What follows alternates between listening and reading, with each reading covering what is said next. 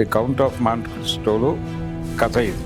అలా వాడుకున్నటువంటి ఒక తెలుగు సినిమా చిరంజీవి గారి వేట.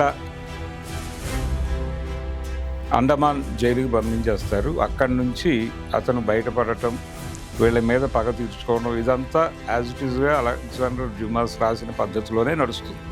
చిరంజీవి కోదండరామిరెడ్డి కాంబినేషన్లో సినిమా అనగానే అభిమానులు కూడా ఉన్నారు.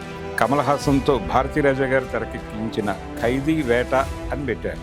విలన్ని పెళ్లి చేసుకోవటం అనేది డైజెస్ట్ కాలేదు. అంతా ప్రాపర్గా వర్కౌట్ అవుతుంది అనుకున్న సినిమా మిస్ఫైర్ అయింది. యండమూరి వీరేంద్రనాథ్ గారు చెంగల్వ పూదండ అని ఒక నవల రాశారు. ఈ వేట సినిమాని ఆ మీటర్లో గనక తీసుంటే అద్భుతంగా జనాలకి కనెక్ట్ అయి ఉండేదేమో. నిజానికి ఇదే పాయింట్ విశ్వనాథ్ గారి సాగర సంగమంలో కూడా చాలా హృద్యంగా నడుస్తుంది.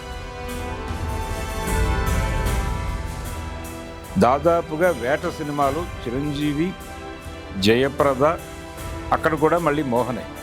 అలాగే ఆ సినిమాలో నూతన్ ప్రసాద్ క్యారెక్టరు వాటి ఆడియన్స్ని కన్విన్స్ చేయలేకపోయింది అని అనిపిస్తుంది.